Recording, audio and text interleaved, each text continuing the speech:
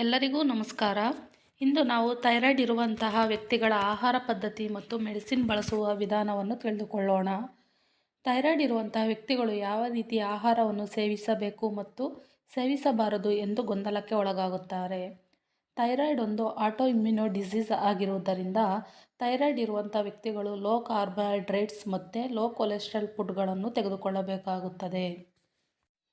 Low carbohydrates foods ಎಂದರೆ thyroid ಇರುವಂಥ ವ್ಯಕ್ತಿಗಳು ತಮ್ಮ ಆಹಾರದಲ್ಲಿ ಅತಿ ಕಡಿಮೆ ಪ್ರಮಾಣದ ಸಕ್ಕರೆ ಅಥವಾ ರೈಸನ್ನು ಸೇವಿಸಬೇಕಾಗಿರುತ್ತದೆ ಮತ್ತು ಹೆಚ್ಚಿನ ಮಟ್ಟದಲ್ಲಿ ಪ್ರೋಟೀನ್ ಇರುವಂಥ ಆಹಾರಗಳಾದ ಹಾಲು, ಮೊಟ್ಟೆ, ಬಾಳೆಹಣ್ಣು, ಹೆಸರುಕಾಳು, ಸೋಯಾಕಾಳು, ತೊಗರಿಕಾಳು ಇವುಗಳನ್ನು ಬಳಸಿಕೊಳ್ಳಬಹುದು. ಮತ್ತು ಅತಿ ಹೆಚ್ಚು ಹಸಿರು ಸೊಪ್ಪು, ತರಕಾರಿ, ಕಾಳುಗಳಾದ ರಾಗಿ, ಗೋಧಿ, ಜೋಳದಿಂದ ಮಾಡಿರುವಂಥ ಆಹಾರವನ್ನು ಸೇವಿಸುವುದರಿಂದ ಥೈರಾಯ್ಡನ್ನು ನಿಯಂತ್ರಣದಲ್ಲಿ ಇಡಬಹುದು. ಥೈರಾಯ್ಡ್ ಅನ್ನುವುದು ಎರಡು ವಿಧದಲ್ಲಿ ಇರುತ್ತದೆ. ಒಂದು ಹೈಪೋಥೈರಾಯ್ಡಿಸಮ್, ಮತ್ತೊಂದು ಹೈಪರ್ಥೈರಾಯ್ಡಿಸಮ್.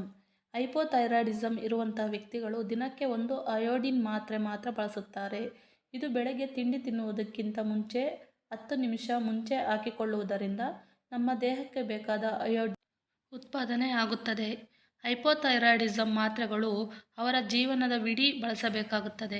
ಇಲ್ಲವೆಂದರೆ ದೇಹ ದಪ್ಪವಾಗಿ, ಮುಖದಲ್ಲಿ ರೋಮಗಳು ಮತ್ತು ಹಾರ್ಮೋನಲ್ ಇಂಬ್ಯಾಲೆನ್ಸ್ ಆಗಿ ಬೇರೆ ಬೇರೆ ಆರೋಗ್ಯದ ತೊಂದರೆಗಳಾಗುತ್ತವೆ. ಹೈಪರ್ಥೈರಾಯ್ಡಿಸಮ್ ಇರುವಂತಹ ವ್ಯಕ್ತಿಗಳು ಮಾತ್ರೆಗಳನ್ನು ಊಟ ಆದ ನಂತರ ಬಳಸುತ್ತಾರೆ.